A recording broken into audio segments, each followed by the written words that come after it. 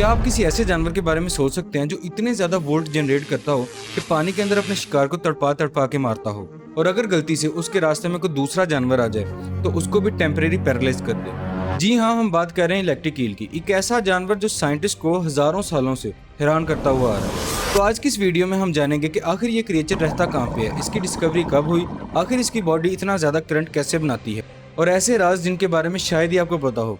तो इस वीडियो को एंड तक जरूर देखिएगा क्योंकि ये वीडियो काफी ज्यादा इंटरेस्टिंग और काफी ज्यादा शॉकिंग होने वाली है। तो पहले तो मैं आपको ये क्लियर कर दूं कि इलेक्ट्रिक ईल जो है वो असल में ईल नहीं। जी हाँ, आपने बिल्कुल सही सुना, क्योंकि अगर हम बायोलॉजिकल क्लासिफिकेशन के हिसाब से देखें, जो असल ईल होती हैं वो डिफरेंट फैमिली से बिलोंग करती हैं, लेकिन जो इलेक्ट्रिक ईल है ये नाइफ फिश फैमिली से बिलोंग करती हैं, जिनका बायोलॉजिकल नाम है जिम्नोटिफॉर्म।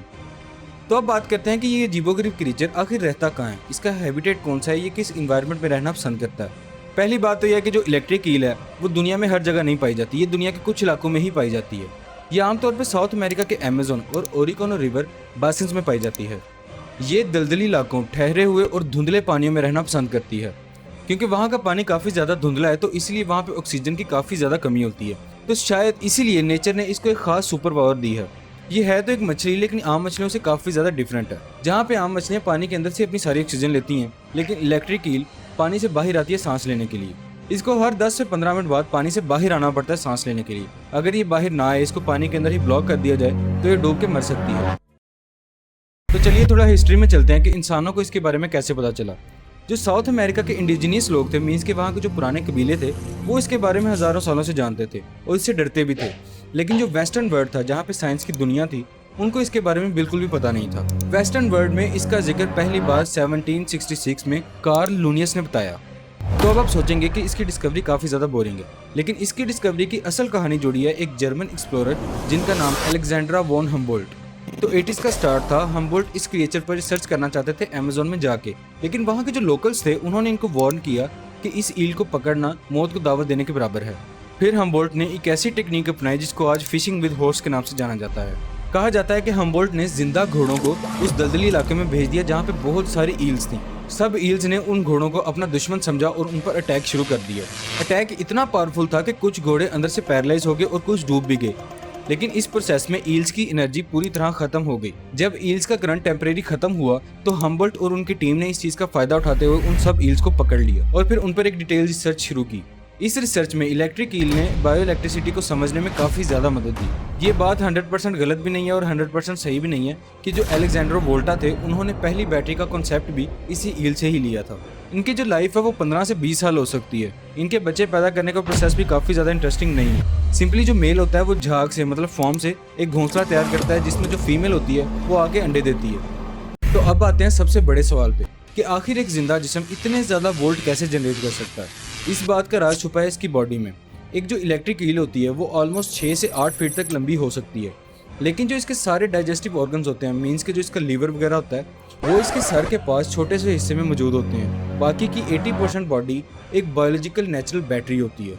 इसके पास 3 बड़े ऑर्गन होते हैं, दी मेन ऑर्गन, दी हंटर ऑर्गन, दी सच ऑर्गन। इन ऑर्गन्स के अंदर 6 से 8 हज़ार छोटे छोटे सेल्स होते हैं, जिन्हें हम इलेक्ट्रोसाइट्स भी कहते हैं। आप इन सब छोटे छोटे सेल्स को एक छोटी छोटी बैटरी समझ सकते हैं। हर जो सेल है वो बड़े थोड़े वोल्ट जनरेट करता है, ऑलमोस्ट 0.15 वोल्ट। लेकिन ये सारे सेल्स एक दूसरे के साथ सीरीज में कनेक्ट होते हैं। जब भी ईल पर कोई हमला करता है या ईल ने किसी पर हमला करना होता है, तो इसका नर्वस सिस्टम इन सारे सेल्स को एक साथ एक्टिवेट करता है और फिर नेचर का ये करिश्मा जनरेट करता है 600 से 860 वोल्ट।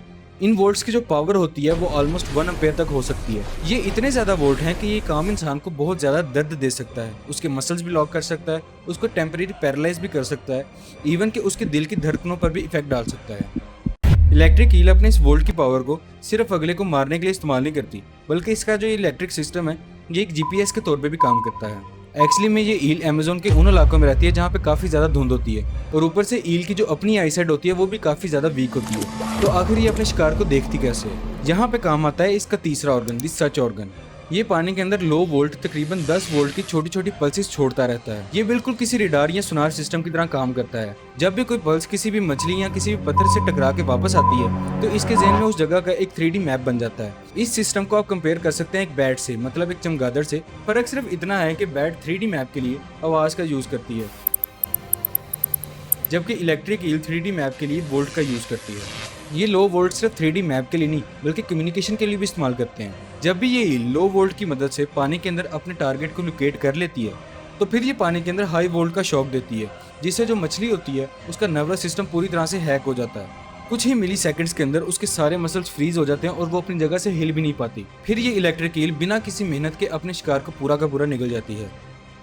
तो अब आते हैं सबसे क्रेजी रिसर्च के ऊपर। रिसेंटली वेंडरबिल्ट यूनिवर्सिटी के बायोलॉजिस्ट केंथ कैटानिया ने बात प्रूव की कि जब भी इलेक्ट्रिक ईल खतरे में होती है तो पानी से बाहर जंप करती है और फिर सीधा अपने शिकारी के ऊपर बाइट करती है। तो आखिर ये ऐसा करती क्यों है, इसके पीछे एक वैलिड रीजन है।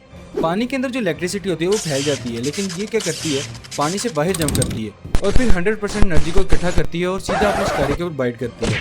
उससे क्या होता है कि जो पूरी की पूरी एनर्जी है अपने टारगेट के ऊपर ही जाकर लगती है।